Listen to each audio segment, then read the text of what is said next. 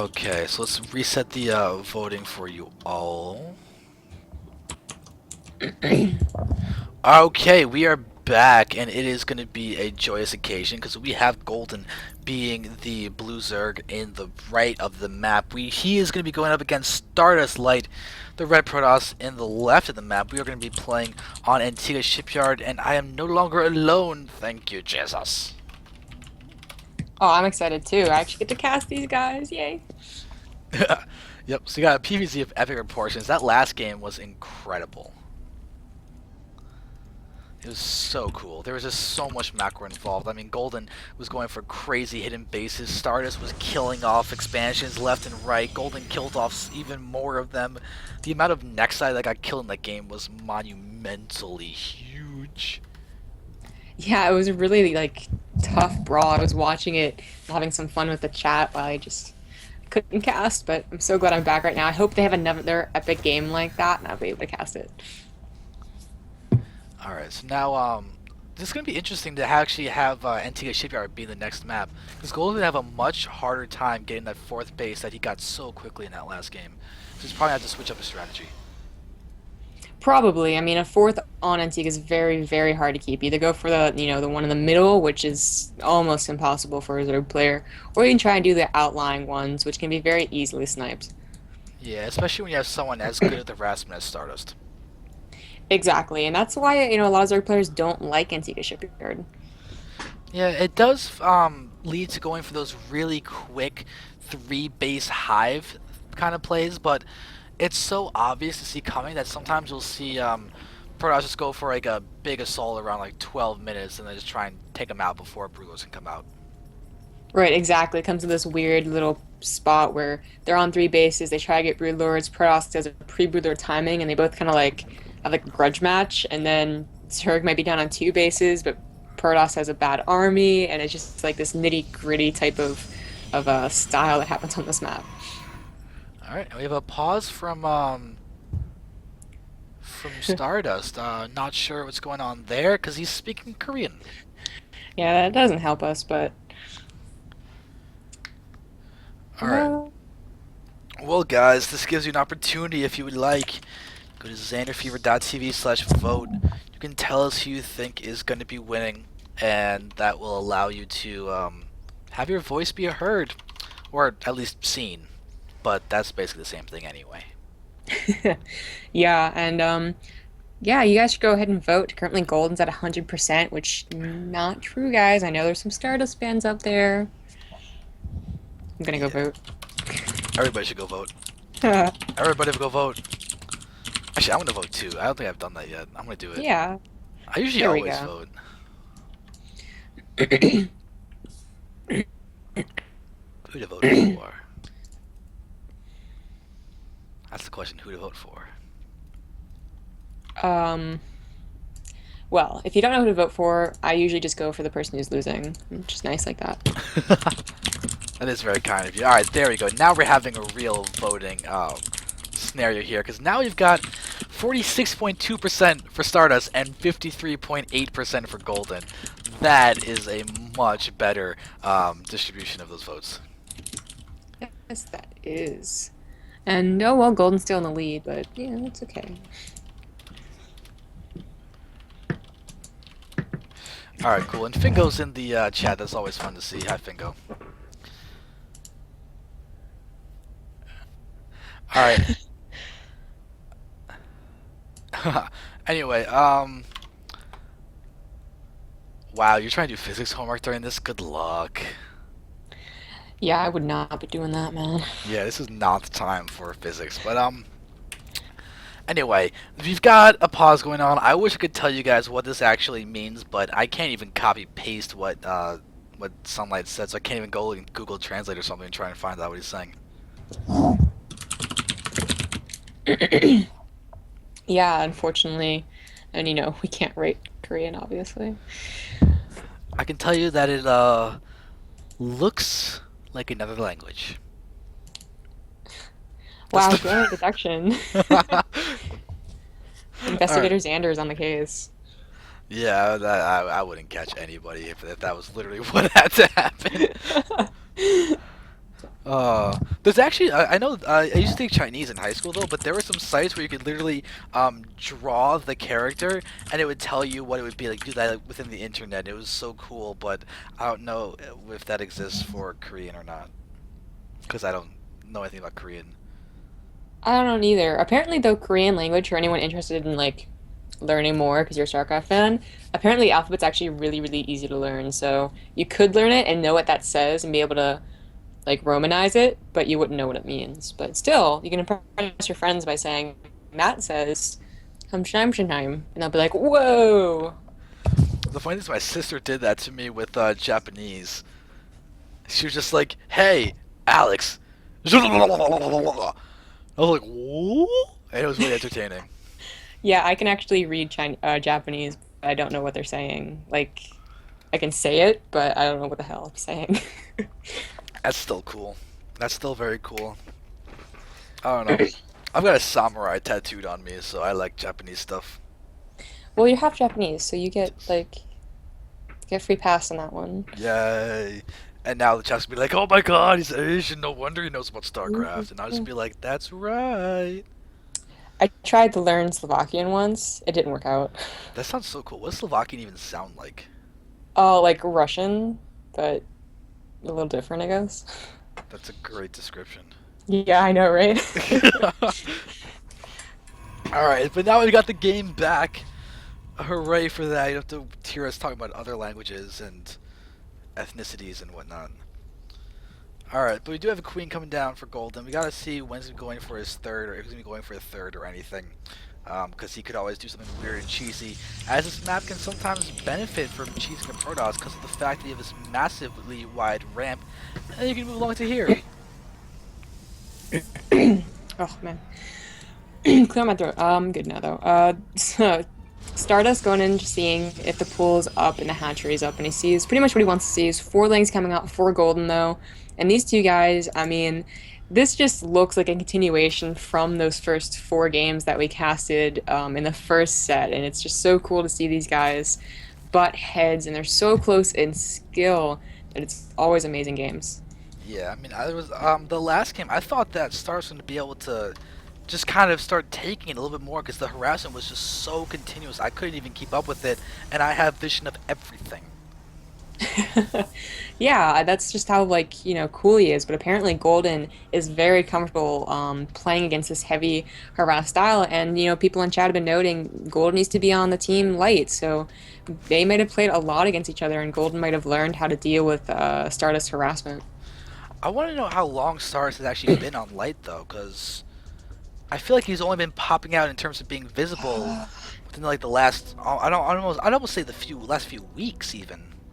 I'd say he'd been on it for 2 months maybe. Oh, my timeline's so messed up. But I want to say not for too terribly long, but yeah, he hasn't really been popping up lately because when he did join, he wasn't that great at StarCraft 2. He's really been streaming a lot, and you could see him progress. If you started watching him from day one, you could be like, oh, okay. And then now, you're watching him now, and now he's very, very impressive. So yeah, of course he's only going to be coming out and impressing people only lately.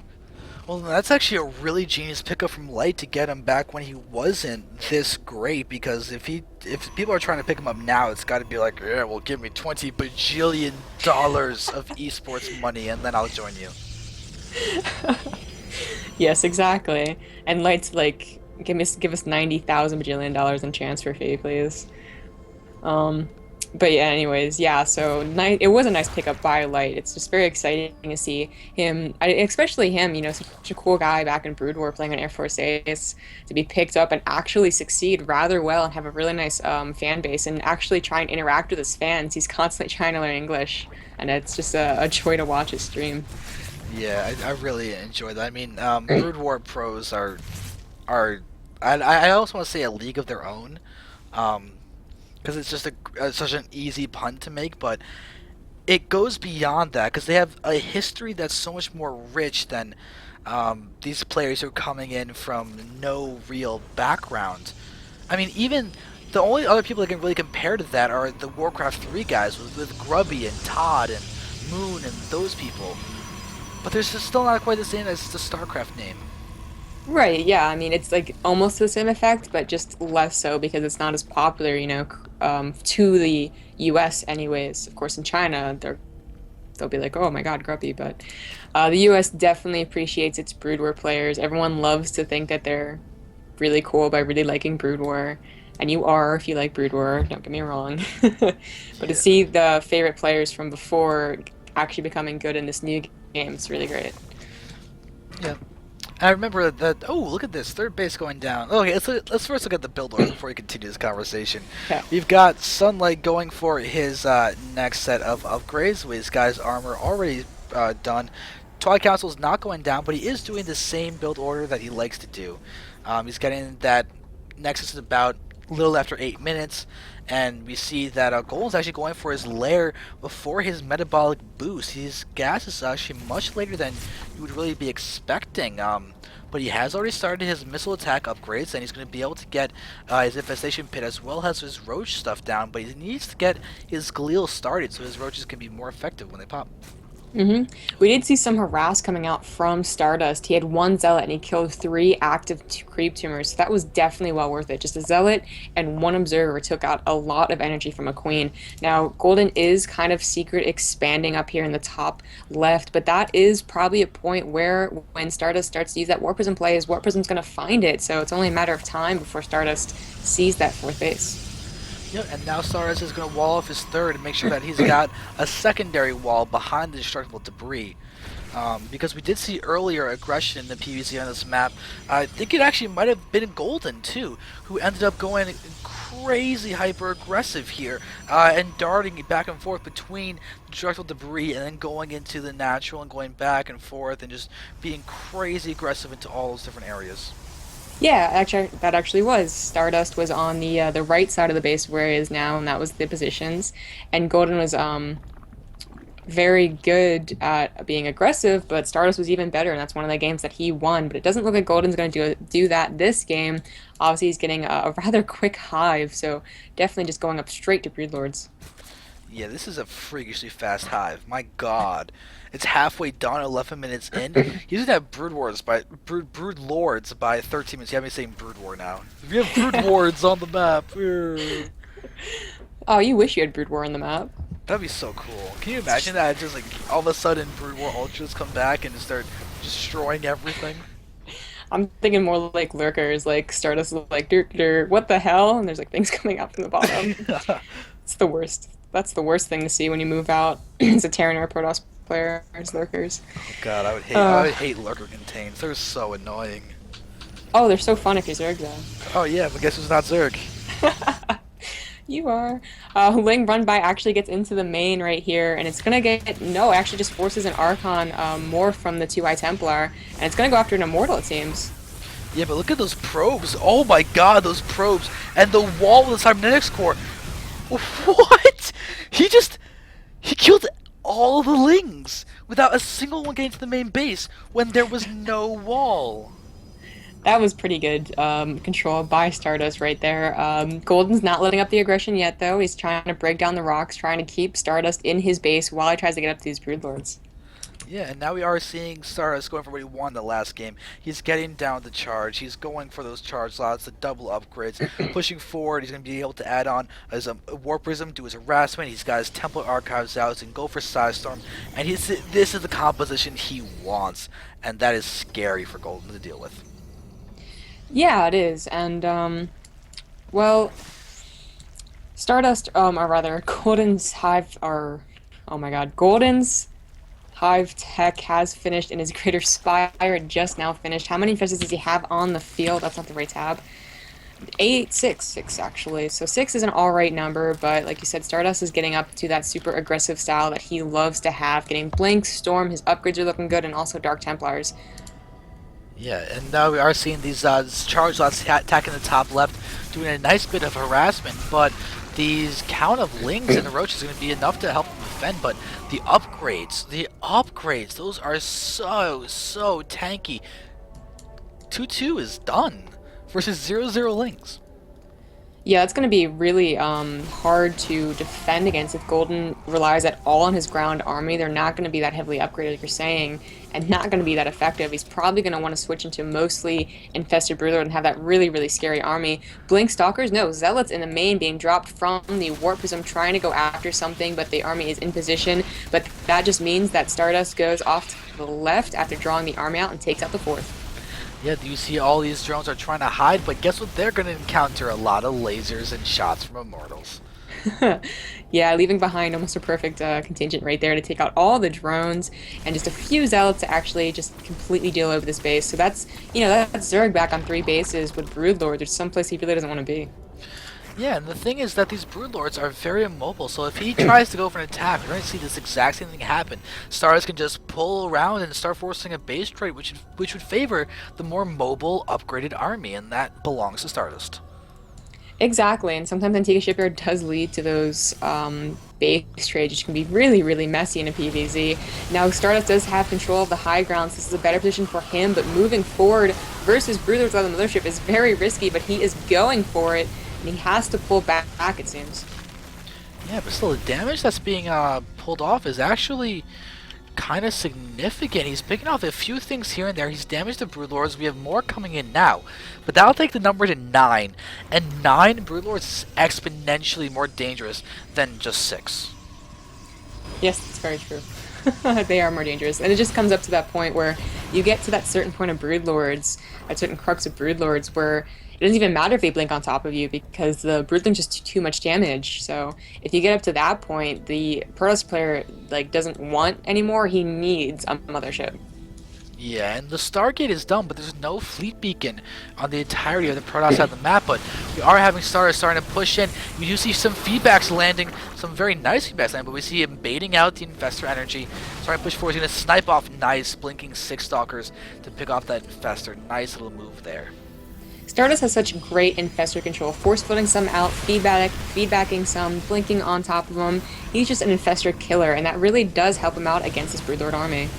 Yeah, now we're seeing him pushing forward. He does get fungled, so these Broodlords are doing a nice bit of damage against everything here, but the Spine Cores are now even in the middle of the map. That might be enough to give this top position just to maybe stay in control of Golden, but those Immortals are going to be devastating against the Spine Cores, and we are seeing them do a lot of damage. And but Golden is actually still maxed. Stardust is going down in supply, but now we're seeing the Blinken being really important on top of those Broodlords. But the spread of units in these Spine Cores have been poking away for so long now, and this is the Stardust is being pushed back. I think he underestimated the power of the ground army. A lot of roaches and lings were getting pot shots off on stalkers that were trying to snipe the broodlords, so he lost half of his army in an engagement he didn't really want. And, well, he's not out of it yet. That wasn't his entire army. He does have 4 bases technically, although it's not going to be mining until he can get rid of this army. Alright, so now Golan's going to start sieging this fort. This is going to be potentially devastating, but we do have a lot of high energy Templar here waiting to start getting those storms down. Yeah, and storms can be very effective when they start piling up on this type of terrain where it's just very small on top. Now, feedbacks aren't going off quite yet, but just so many storms actually getting rid of the ground army. Yeah, links are now gone. There's a couple on the top where the storms were not. That is about it. We've got infestors. We've got, looks like only 2 infestors are left. They have no energy whatsoever. The Brewers are starting to kite, but Stardust is somehow starting to get into this with the battle that does not have any real anti-air except for Blink Stalkers, but now we're starting to see too much of the roach reinforcements that were just hiding under the Broodlords, doing way too much damage, and now Stardust seems to have overextended himself, be a little bit greedier, trying to pick off the Broodlords, and this may cost him. Yeah, that is the story to tell here is that he's being a little greedy, thinking he can go under there and start picking up the broodlords, but the roaches just dealing so much extra damage despite having very low upgrades. If they're taking free pot shots, those are free. Those are stalkers that are dying without doing any damage really, and the broodlords just not going down fast enough. We will fungal eliminate the blink from some of those stalkers. They're going to be continuing. The infestor count is getting to be a little bit larger, but look at all those stalkers that are now on the high ground. Look at how low their health is. Little broodling shots are going to destroy them. Yeah, I'm trying to look around the map to see if Stardust has anything else going for him, but no Dark Templar harassment has happened in the main base. Now, our Zerg player is only on 3 bases. Oh, no, he's on 4 at the middle, sorry. So actually his economy is perfectly fine, and Stardust, unfortunately, his fourth went down. It's now being covered by Spines and Creep, and there's really nothing so far going for Stardust's favor. Yeah, and there's even another base coming down for Golden in the mid right, so he's really doing well and macroing on a map that is very disadvantageous for that, but he's got more than twice the supply of Stardust, and he is really showing an incredibly revamped ZVP since just wrecking Boyo. Stardust. No, I'm talking about Boyo, like he 3-0'd Boyo, and now we're coming in and watching him destroy Oh, okay, Stardust. yeah. Yeah, you're absolutely right. And there's GG, and that's going to be game number 2 going to Golden. Really solid showing there. And now we gotta see if he could potentially 3-0 Stardust. Yeah, maybe.